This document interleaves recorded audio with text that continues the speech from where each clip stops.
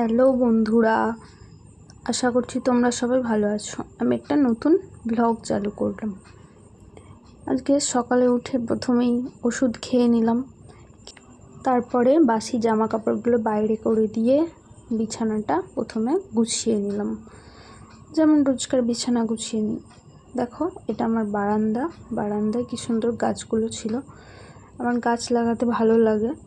কিছু money plant, কিছু indoor plant আছে এখানে, সেগুলো পরিষ্কার করে নিচ্ছিলাম। অনেক দিন মোছা হয়নি, গাছগুলো পরিষ্কার করে গুছিয়ে রাখছিলাম।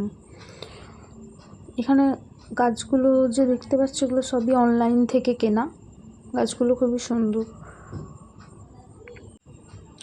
দেখো, এগুলো গুছিয়ে নিয়ে একটু আমি আমার বেড সাইড টেবিলটা গুছিয়ে নিলাম। বেড সাইড টেবিলটা দেখো কেমন গুছানো হয়েছে।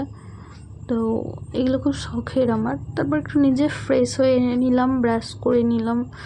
তারপর খেজুর এসেছিলো অনলাইন থেকে, অর্ডার করেছিলাম, সেগুলো ভরে নিলাম।